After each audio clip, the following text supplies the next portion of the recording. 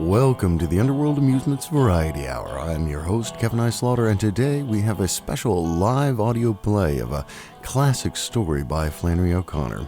I think if you've experienced and enjoyed Underworld Amusements material, you'll thoroughly enjoy this story titled Good Country People. We will be performing it live with no editing. You are currently listening, just classic editing, live with no editing. Well, okay. Maybe a couple edits. Either way, to my left is my lovely wife Ida, who will be performing the role of Miss Hopewell. Erin, who you may be familiar with from her Down at the Crossroads segment on 9 Cents Podcast, will take on the roles of both Miss Freeman and Miss Hopewell's daughter Joy. The inimitable Josh Latta, cartoonist to the stars, will pretty much be himself in the role of the Bible Salesman, and I will be playing the role of the narrator. You are currently listening to an instrumental version of the song Until I Am Whole, which was written by the Mountain Goats and performed by our actors Erin and Ida, and was recorded for this episode. This broadcast is brought to you by Underworld Amusements, a company providing unusual books for unusual people since 2008.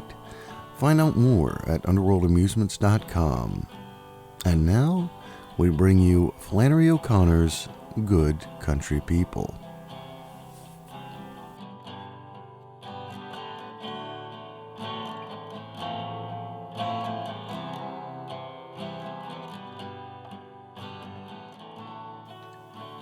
Besides the neutral expression that she wore when she was alone, Miss Freeman had two others, forward and reverse, that she used for all her human dealings.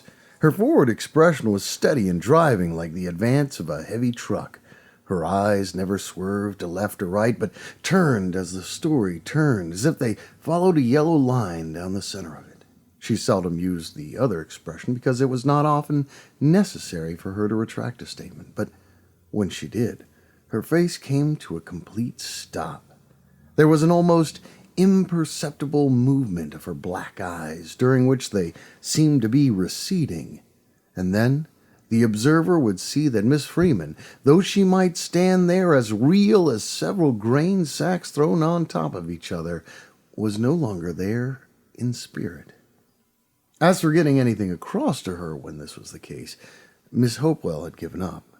She might talk her head off. Miss Freeman could never be brought to admit herself wrong on any point. She would stand there, and if she could be brought to say anything, it was something like, "Well, I wouldn't have said it was, and I wouldn't have said it wasn't." Or letting her gaze range over the top kitchen shelf where there was an assortment of dusty bottles, she might remark, "I see you ain't ate many of them figs you put up last summer." They carried on their most important business in the kitchen at breakfast. Every morning, Miss Hopewell got up at 7 o'clock and lit her gas heater and Joy's. Joy was her daughter, a large blonde girl who had an artificial leg. Miss Hopewell thought of her as a child, though she was 32 years old and highly educated. Joy would get up while her mother was eating and lumber into the bathroom and slam the door, and before long Miss Freeman would arrive at the back door. Joy would hear her mother call, "Come on in," and they would talk for a while in low voices that were indistinguishable in the bathroom. By the time Joy came in, they had usually finished the weather report and were on to one or other of Miss Freeman's daughter, Glynice or Cara May. Joy called them Glycerin and Caramel. Glynice, a redhead, was 18 and had many admirers. Cara May, a blonde, was only 15 but already married and pregnant. She could not keep anything on her stomach. Every morning Miss Freeman told Miss Hopewell how many times she had vomited since the last report. Miss Hopewell liked to tell people that Glynice and Cara May were two of the finest girls she knew, and that Miss Freeman was a lady, and that she was never ashamed to take her anywhere or introduce her to anybody they might meet. Then she would tell them how she happened to hire the Freemans in the first place, and how they were a godsend to her, and how she had had them for 4 years. The reason for keeping them so long was that they were not trash. They were good country people. She had telephoned the man whose name they had given as a reference, and he told her that Mr. Freeman was a good farmer, but that his wife was the nosiest woman ever to walk the earth. She's got to be in everything. If she don't get there before the dust settles, you can bet she's dead, that's all. She'll want to know all your business. I can stand him real good, but me nor my wife could neither have stood that woman for more than 1 minute on this place. That had put Miss Hopewell off for a few days. She had hired them in the end because there were no other applicants, but she made up her mind beforehand exactly how she would handle the woman. Since she was the type who had to be into everything, then Miss Hopewell had decided that she would not only let her be into everything, she would see to it that she was in everything. She would give her the responsibility of everything. She would put her in charge. Miss Hopewell had no bad qualities of her own, but she was able to use other people's in such a constructive way that she had kept them for 4 years. Nothing is perfect. This was one of Miss Hopewell's favorite sayings. Another was, well, that is life. And still another, and most important, was, well, other people have their opinions too. She would make these statements, usually at the table, in a tone of gentle insistence, as if no one held them but her, and the large hulking Joy, whose constant outrage had obliterated every expression from her face, would stare just a little to the side of her, her eyes icy blue, with the look of someone who had achieved blindness by an act of will and the means to keep it. When Miss Hopewell said to Miss Freeman that life was like that, Miss Freeman would say, I always said so myself. Now, nothing had been arrived at by anyone that had not been first arrived at by her. She was quicker than Mr. Freeman. When Miss Hopewell said to her, after they had been in the place for a while, You know, you're the wheel behind the wheel. Miss Freeman then had said, I know it. I've always been quick. It's some that are quicker than others. Everybody is different. Yes, most people is. It takes all kinds to make the world. I always said it did myself. The girl was used to this kind of dialogue for breakfast, and more of it for dinner. Sometimes they had it for supper, too. When they had no guests, they ate in the kitchen because that was easier. Miss Freeman always managed to arrive at some point during the meal and to watch them finish it. She would stand in the doorway as if it were summer, but in the winter, she would stand with one elbow on top of the refrigerator and look down at them. Or she would stand by the gas heater, lifting the back of her skirt slightly. Occasionally, she would stand against the wall and roll her head from side to side. At no time was she in any hurry to leave. All this was very trying on Miss Hopewell, but she was a woman of great patience. She realized that nothing is perfect and that in the Freemans she had good country people, and that if, in this day and age, you get good country people, you had better hang on to them. She had plenty of experience with trash. Before the Freemans, she had averaged 1 tenant family a year. The wives of these farmers were not the kind you would want to be around for you very long. Miss Hopewell, who had divorced her husband long ago, needed someone to talk over the fields with her. And when Joy had to be impressed for these services, her remarks were usually so ugly and her face so glum that Miss Hopewell would say, If you can't come pleasantly, I don't want you at all. To which the girl, standing square and rigid-shouldered with her neck thrust slightly forward, would reply, If you want me, here I am, like I am. Now, Miss Hopewell excused this attitude because of the leg. which had been shot off in a hunting accident when Joy was 10. It was hard for Miss Hopewell to realize that her child was 32 now, and that for more than 20 years she had had only one leg. She thought of her still as a child because it tore her heart to think instead of the poor stout girl in her 30s who had never danced a step or had any normal good times.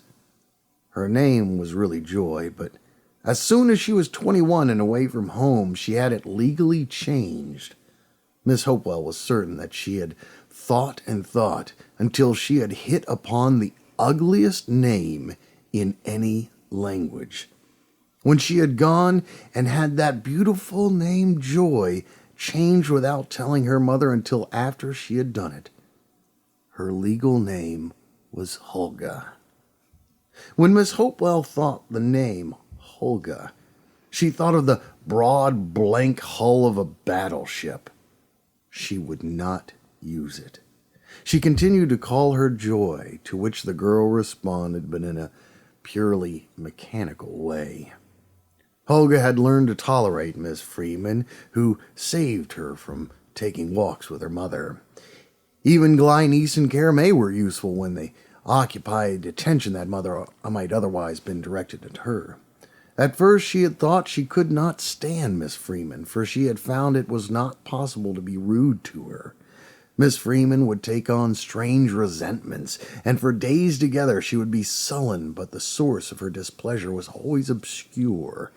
A direct attack, a positive leer, blatant ugliness to her face, these never touched her. And without warning one day, she began calling her Hulga. She did not call her that in front of Miss Hopewell, who would have been incensed, but when she and the girl happened to be out of the house together, she would say something and add the name Hulga to the end of it, and the big, bespectacled Joy Hulga would scowl and redden as if her privacy had been intruded upon. She considered the name her personal affair. She had arrived at it first purely on the basis of its ugly sound, and then the full genius of its fitness had struck her. She had a vision of the name working like the ugly, sweating Vulcan who stayed in the furnace and to whom, presumably, the goddess had come when called. She saw it as the name of her highest creative act. One of her major triumphs was that her mother had not been able to turn her dust into joy, but the greater one was that she had been able to turn herself into Olga. However, Miss Freeman's relish for using the name only irritated her. It was as if Miss Freeman's beady, steel-pointed eyes had penetrated far enough behind her face to reach some secret fact. Something about her seemed to fascinate Miss Freeman, and then one day Hulga realized it was the artificial leg. Miss Freeman had a special fondness for the details of secret infections, hidden deformities, assaults upon children. Of diseases, she preferred the lingering or incurable. Hulga had heard Miss Hopewell give her the details of the hunting accident, how the leg had been literally blasted off, how she had never lost consciousness. Miss Freeman could listen to it any time as if it had happened an hour ago. When Hulga stumped into the kitchen in the morning, she could walk without making the awful noise, but she made it, Miss Hopewell was certain, because it was ugly sounding. She glanced at them and did not speak. Miss Hopewell would be in her red kimono with her hair tied around her head in rags. She would be sitting at the table finishing her breakfast, and Miss Freeman would be hanging by her elbow outward from the refrigerator looking down at the table. Hulga always put her eggs on the stove to boil and then stood over them with her arms folded, and Miss Hopewell would look at her, a kind of indirect gaze divided between her and Miss Freeman, and would think that if she would only keep herself up a little bit, she wouldn't be so bad looking. There was nothing wrong with her face that a pleasant expression wouldn't help. Miss Hopewell said that people who looked on the bright side of things would be beautiful even if they were not. Whenever she looked at Joy this way, she could not help but feel that it would have been better if the child had not taken the Ph.D. It had certainly not brought her out any, and now that she had it, there was no more excuse for her to go to school again. Miss Hopewell thought that it was nice for girls to go to school and have a good time, but Joy had gone through. Anyhow, she would not have been strong enough to go again. The doctors had told Miss Hopewell that with the best of care, Joy might see 45. She had a weak heart. Joy had made it plain that if it had not been for this condition, she would be far from these red hills and good country people. She would be in a university lecturing to people who knew what she was talking about, and Miss Hopewell could very well picture her there, looking like a scarecrow and lecturing to more of the same. Here she went about all day in a 6-year-old skirt and a yellow sweatshirt with a faded cowboy on a horse embossed on it. She thought this was funny. Miss Hopewell thought that it was idiotic and showed simply that she was still a child. She was brilliant, but she didn't have a grain of sense. It seemed to Miss Hopewell that every year she grew less like other people and more like herself. Bloated, rude, and squint-eyed. And she said such strange things. To her own mother she had said, without warning, without excuse, standing up in the middle of a meal with her face purple and her mouth half full, "Woman, do you ever look inside? Do you ever look inside and see what you are not? God!" And she had cried, sinking down again and staring at her plate. "Malebranche was right. We are not our own light. We are not our own light." Miss Hopewell had no idea to this day what brought that on. She had only made the remark, hoping Joy would take it in. That smile never hurt anyone. The girl had taken the Ph.D. in philosophy, and this left Miss Hopewell at a complete loss. You could say, "My daughter is a nurse," or "My daughter is a school teacher," or even "My daughter is a chemical engineer." You could not say, "My daughter is a philosopher." That was something that had ended with the Greeks and Romans. All day Joy sat on her neck in a deep chair reading. Sometimes she went for walks, but she didn't like dogs or cats or birds or flowers or nature, or nice young men. She looked at nice young men as if she could smell their stupidity. One day Miss Hopewell had picked up on one of the books the girl had just put down, and opening it at random, she read, Science, on the other hand, has to assert its soberness and seriousness afresh, and declare that it is concerned solely with what is, nothing. How can it be for science anything but a horror or a phantasm? If science is right, then one thing stands firm. Science wishes to know nothing of nothing. Such is, after all, the strictly scientific approach to nothing. We know it by wishing to know nothing of nothing. These words had been underlined with a blue pencil, and they were worked on by Miss Hopewell like some evil incantation in gibberish. She shut the book quickly and went out of the room as if she were having a chill. This morning, when the girl came in, Miss Freeman was on Cara May. She's thrown up 4 times after supper and was up twice in the night after 3 o'clock. Yesterday she didn't do nothing but ramble in the bureau drawer. All she did, stand up there and see what she could run up on. She's got to eat, Miss Hopewell uttered, sipping her coffee while she watched Joy's back at the stove. She was wondering what the child had said to the Bible salesman. She could not imagine what kind of a conversation she could possibly have had with him. He was a tall, gaunt, hatless youth who called yesterday to sell them a Bible. He had appeared at the door carrying a large black suitcase that weighed him so heavily on one side that he had to brace himself against the door facing. He seemed on the point of collapse, but he said in a cheerful voice, "Good morning, Mrs. Cedars." He then set the suitcase down on the mat. He was not a bad-looking young man, though he had on a bright blue suit and yellow socks that were not pulled up far enough. He had a prominent face bones and a streak of sticky-looking brown hair falling across his forehead. I'm Miss Hopewell. Oh, I saw it said the Cedars on the mailbox, so I thought you were Mrs. Cedars. He burst out into a pleasant laugh. He picked up the satchel under the cover of a pant, and he fell forward into the hall. It was rather as if the suitcase had moved first, jerking him after it. Mrs. Hopewell, I hope you're well. He laughed again, and then all at once his face sobered completely. He paused and gave her a straight, earnest look and said, Lady, I've come to speak of serious things. Well, come in. She was none too pleased because her dinner was almost ready. He came into the parlor and sat down on the edge of a straight chair and put the suitcase between his feet and glanced around the room as if he were sizing her up by it. Her silver gleamed on the two sideboards. She decided he had never been in a room as elegant as this.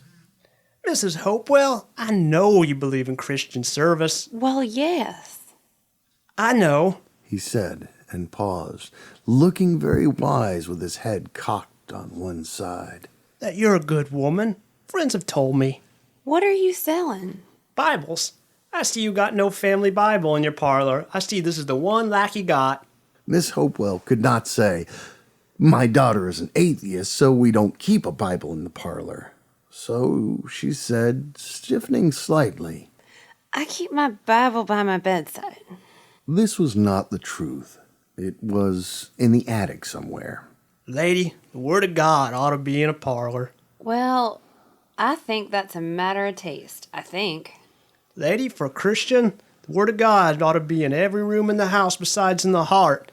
I know you're a Christian because I can see every line on your face. Well, young man, I didn't want to buy a Bible because I smell my dinner burning. He didn't get up. He began to twist his hands, and looking down at them, he said softly, Well, lady, I'll tell you the truth. Not too many people want to buy one nowadays, and besides, I know I'm real simple. I don't know how to say the thing, but to say it, I'm just a country boy. People like you don't like to fool with country boys like me. Why, good country people are the salt of the earth. Besides, we all have different ways of doing. It takes all kinds to make the world go around. That's life. You said a mouthful. Why, I think there aren't enough good country people in the world. I think that's what's wrong with it. I didn't introduce myself. I'm Manly Pointer from out in the country of Willoughby. Not ever from a place, just a nearby place. You wait a minute. I have to see about my dinner. She went out to the kitchen and found Joy standing near the door where she had been listening. Get rid of the salt in the earth and let's eat. Miss Hopewell gave her a pained look and turned the heat down under the vegetables. I can't be rude to anybody. She went back into the parlor. Now he had opened the suitcase and was sitting with a Bible on each knee. I appreciate your honesty. You don't see any more honest people unless you go way out in the country. I know, real, genuine folks. Through the crack in the door, she heard a groan. I guess a lot of boys come telling you they're working their way through college, but I'm not going to do that. Somehow, I don't want to go to college. I want to devote my life to Christian services. See, I got this heart condition. I may not live long, but something wrong with you. You may not live long. Well then, lady. He paused, with his mouth open, and stared at her. He and Joy had the same condition. She knew that her eyes were filling with tears, but she collected herself quickly and murmured, Won't you stay for dinner? We'd love to have you. and was sorry the instant she heard herself say it. Yes, ma'am. I sure would love to do that. Joy had given him one look on being introduced to him, and then throughout the meal had not glanced at him again. He had addressed several remarks to her, which she had pretended not to hear. Miss Hopewell could not understand deliberate rudeness, although she lived with it, and she felt that She had always to overflow with hospitality to make up for Joy's lack of courtesy. She urged him to talk about himself, and he did.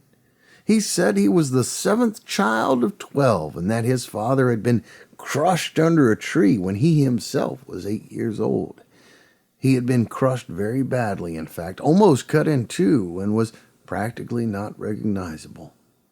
His mother had got along the best she could by hard working, and she always seen that her children went to Sunday school and that they read the Bible every evening.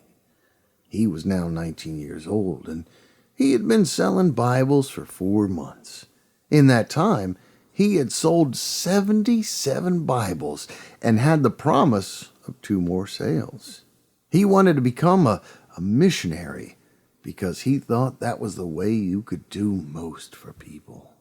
He who loses his life shall find it, He said simply, and he was so sincere, so genuine and earnest that Miss Hopewell would not for the world have smiled. He prevented his peas from sliding onto the table by blocking them with a piece of bread which he later cleaned his plate with. She could see Joy observing sidewise how he handled his knife and fork, and she saw, too, that every few minutes the boy would dart a keen, appraising glance at the girl as if he were trying to attract her attention. After dinner, Joy cleared the dishes off the table and disappeared, and Miss Hopewell was left to talk to him. He told her again about his childhood and his father's accident and about various things that had happened to him. Every 5 minutes or so, she would stifle a yawn. He sat for 2 hours until finally she told him she must go because she had an appointment in town.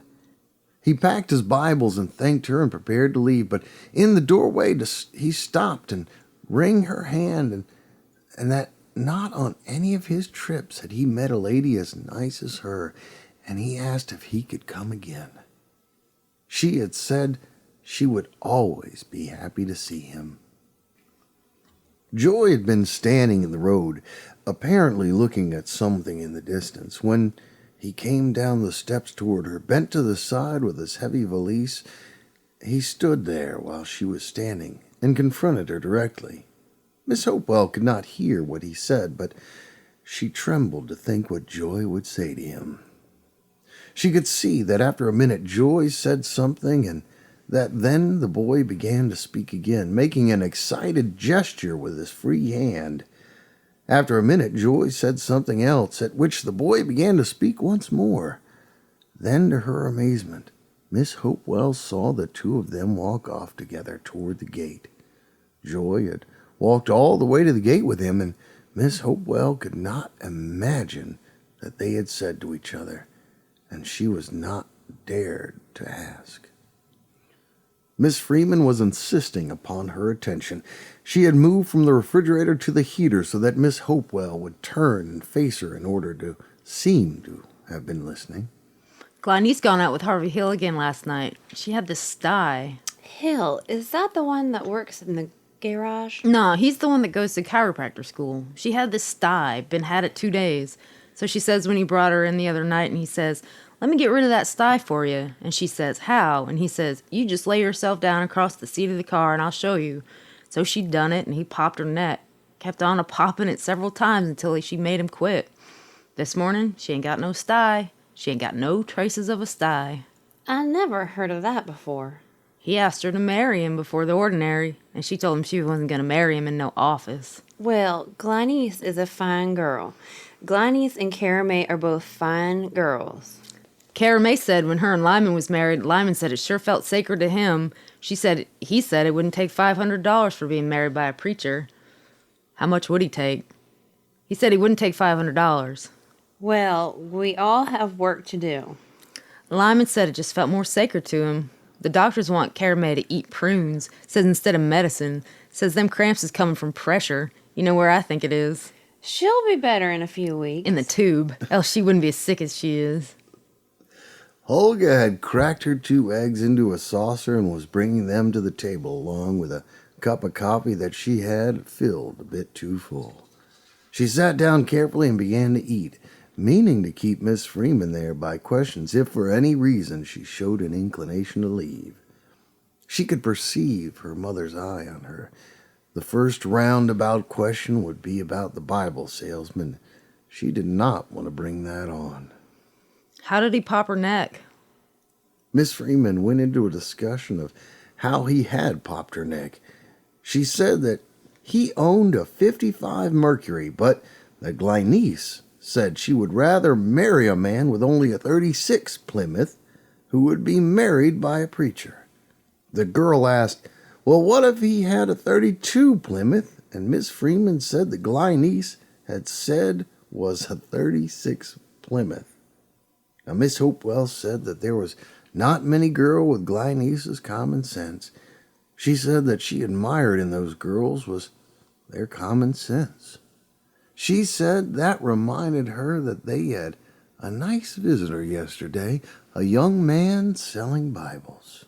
Lord, he bored me to death, but he was so sincere and genuine, I couldn't be rude to him. He was just good country people, you know, just the salt of the earth. I seen him walk up, and then later, I seen him walk off. Hulga could feel the slight shift in her voice, the slight insinuation that he had not walked off alone, had he? Her face remained expressionless, but the color rose into her neck, and she seemed to swallow it down with the next spoonful of egg. Miss Freeman was looking at her as if they had a secret together. Well, it takes all kinds of people to make the world go round. It's very good we aren't all alike. Some people are more alike than others. Hulga got up and stumped, with about twice the noise that was necessary, into her room and locked the door. She was to meet the Bible salesman at 10 o'clock at the gate. She had thought about it half the night. She had started thinking of it as a great joke, and then she had begun to see profound implications in it.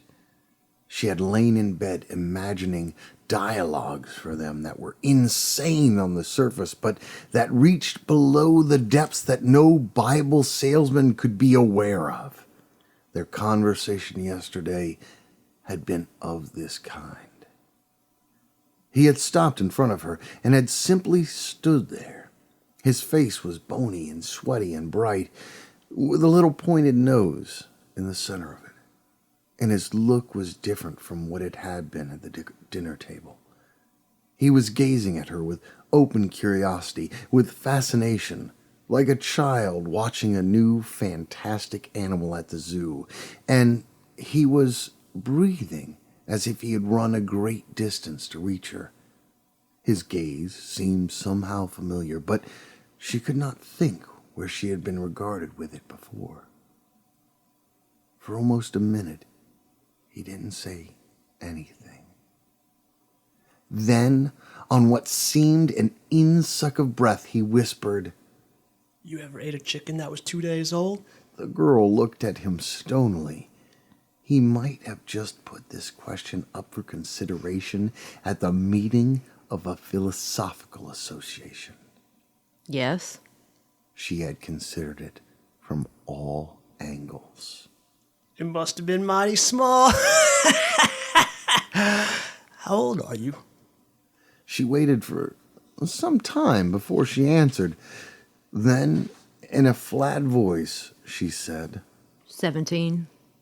His smiles came in succession like waves breaking on the surface of a little lake.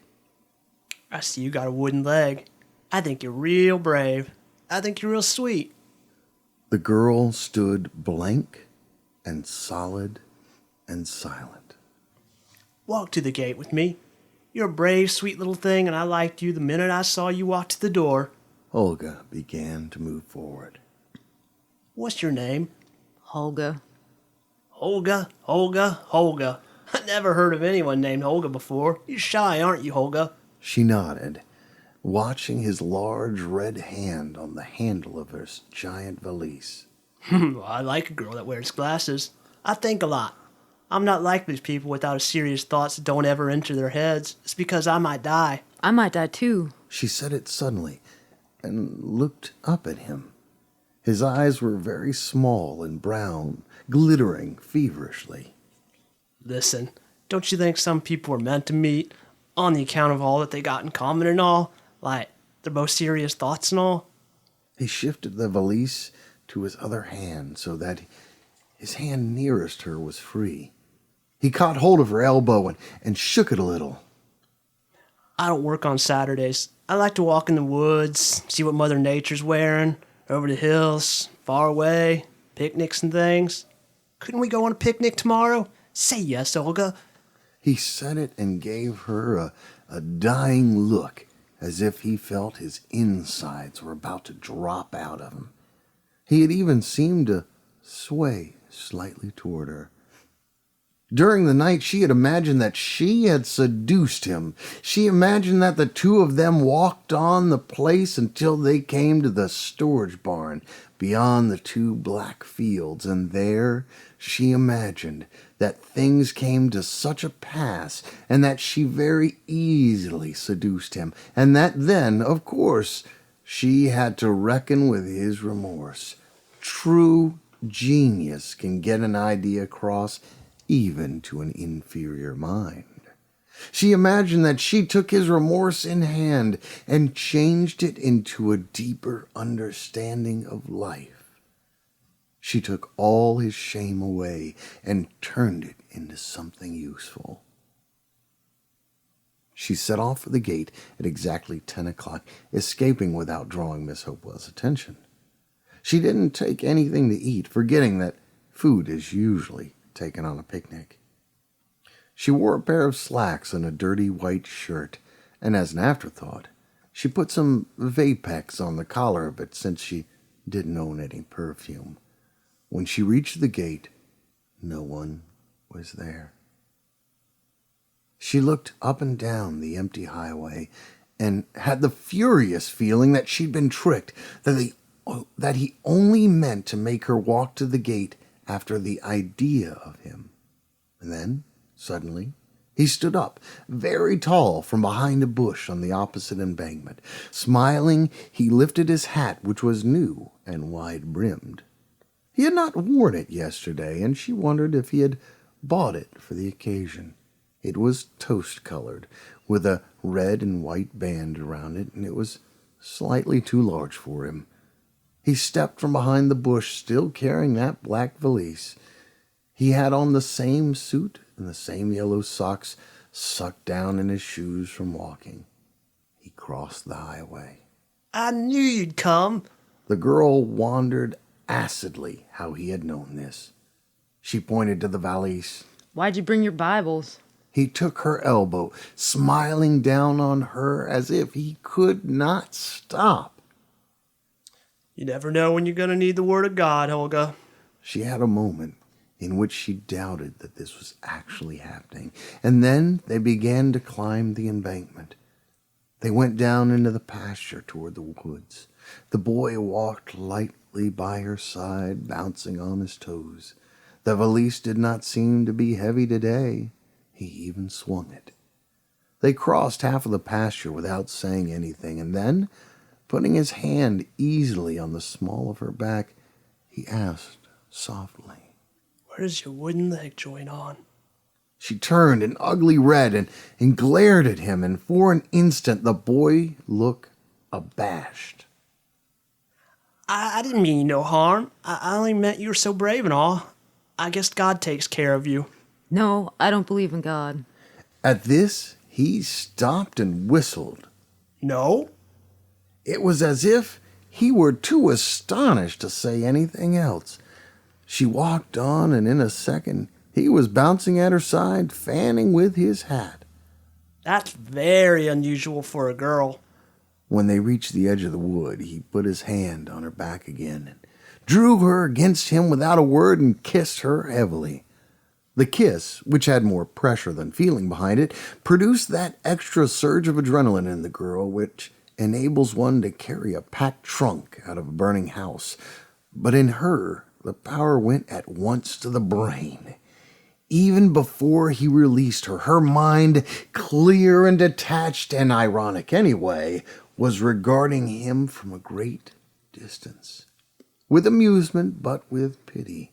She had never been kissed before, and she was pleased to discover that it was an unexceptional experience, and all a matter of the mind's control. Some people might enjoy drain water if they were told it was vodka. When the boy, looking expectant but uncertain, pushed her gently away, she turned and walked on, saying nothing, as if such business for her were common enough. He came along, panting at her side, trying to help her, when he saw a root that she might trip over. He caught and held back the long, swaying blades of thorn vine until she had passed beyond them. She led the way, and he came breathing heavily behind her. They came out on a sunlit hillside, sloping softly into another one a little smaller. Beyond, they could see the rusted top of the old barn where the extra hay was stored. The hill was sprinkled with small pink weeds. Then you ain't saved? The girl smiled. This was the first time she had smiled at him at all. In my economy, I'm saved and you're damned. But I told you I didn't believe in God. Nothing seemed to destroy the boy's look of admiration. He gazed at her now as if the fantastic animal at the zoo had put its paw through the bars and given him a loving poke. She thought that he looked as if he wanted to kiss her again, and she walked on before he had the chance. Ain't there somewheres we can sit down for some time? In that barn. They made for it rapidly, as if it might slide away like a train. It was a large 2-story barn, cool and dark inside. The boy pointed up the ladder that led to the loft and said, It's too bad we can't go up there. Why can't we? Your leg. The girl gave him a contemptuous look, and putting both hands on the ladder, she climbed it while he stood below, apparently awestruck. She pulled herself expertly through the opening, and then looked down at him and said, Well, come on if you're coming. He began to climb the ladder, awkwardly bringing the suitcase with him. We won't need the Bible. You never can tell. After he had gotten to the loft, he was a few seconds catching his breath. She had sat down in a pile of straw. A wide sheath of sunlight filled with dust particles slanted over her.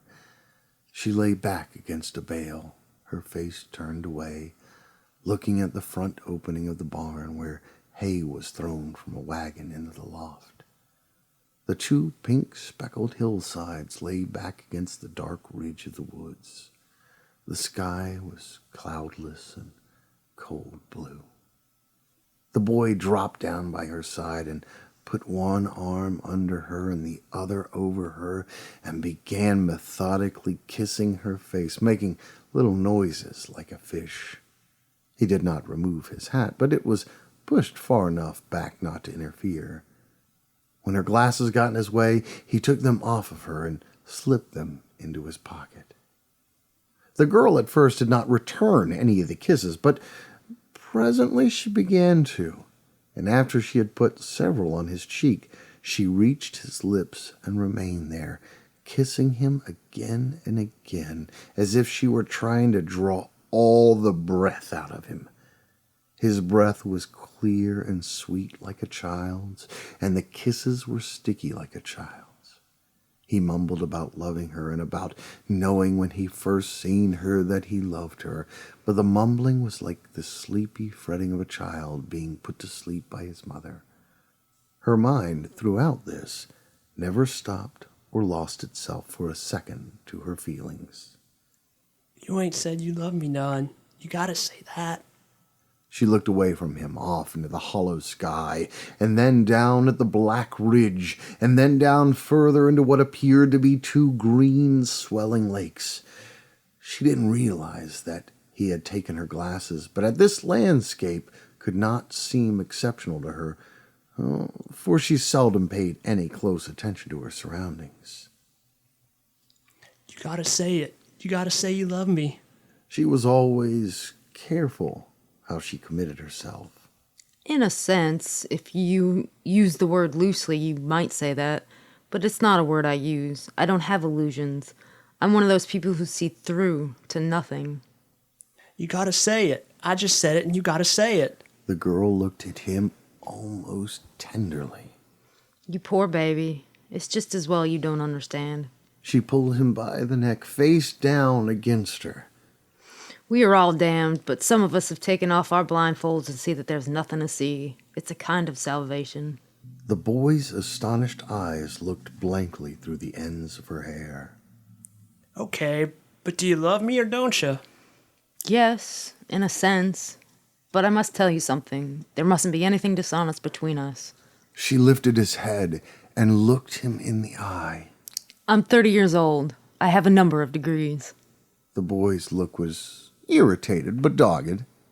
I don't care. I don't care what all you've done. I just want to know if you love me or don't you. And he caught her to him and wildly planted her face with kisses until she said, Yes, yes. Okay then, prove it. She smiled, looking dreamily out onto the shifty landscape. She had seduced him without even making up her mind to try. How? He leaned over and put his lips to her ear. Show me where your wooden leg joins on. The girl uttered a sharp little cry, and her face instantly drained of color. The obscenity of the suggestion was not what shocked her. As a child, she had sometimes been subject to feelings of shame, but education had removed the last traces of that, as a good surgeon scrapes her cancer. She would no more have felt it over what he was asking than she would have believed in his Bible. But she was as sensitive about the artificial leg as a peacock about his tail. No one ever touched it but her. She took care of it as someone else would his soul, in private and almost with her own eyes turned away. No. I known it. You're just playing me for a sucker. Oh, no. It joins at the knee. Only at the knee. Why do you want to see it? The boy gave her a long, penetrating look. Because it's what makes you different. You ain't like anybody else. She sat staring at him. There was nothing about her face or round, freezing blue eyes to indicate that this had moved her. But she felt as if her heart had stopped and left her mind to pump her blood. She decided that for the first time in her life, she was face to face with real innocence. This boy, with an instinct that came from beyond wisdom, had touched a truth about her. When, after a minute, she said in a hoarse, high voice, All right. it was like surrendering to him completely.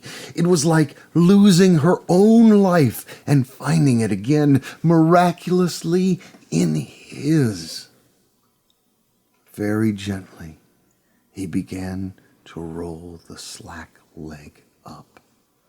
The artificial limb, in a white sock and brown flat shoe, was bound in heavy material like canvas and ended in an ugly jointure where it was attached to the stump. The boy's face and his voice were entirely reverent as he uncovered it and said, Now show me how to take it off and on. She took it off for him and put it back on again, and then he took it off himself, handling it as tenderly as if it were a real one. See, now I can do it myself. Put it back on. She was thinking that she would run away with him, and that every night he would take the leg off, and every morning put it back on again. Put it back on. Not yet. He set it out on its foot, just out of her reach. Leave it off for a while. You got me instead. She gave a little cry of alarm, but he pushed her down and began to kiss her again. Without the leg, she felt entirely dependent on him. Her brain seemed to have stopped thinking altogether and to be about some other function that it was not very good at. Different expressions raced back and forth over her face. Every now and then the boy, his eyes like two steel spikes, would glance behind him where the leg stood. Finally, she pushed him off and said, Put it back on me now. Wait. He leaned the other way and pulled the valise toward him and opened it. He had a pale blue spotted lining, and there were only 2 Bibles in it. He took one of these out and opened the cover of it. It was hollow and contained a pocket flask of whiskey, a pack of cards, and a small blue box with printing on it.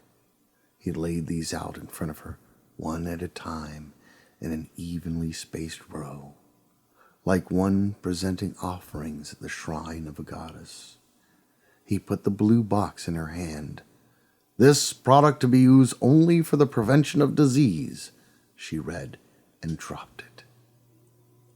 The boy was unscrewing the top of the flask. He stopped and pointed with a smile to the deck of cards. It was not an ordinary deck, but one with an obscene picture on the back of each card. Take a swig. He offered her the bottle first. He held it in front of her, but like one mesmerized, she did not move. Her voice, when she spoke, had an almost pleading sound. Aren't you just good country people?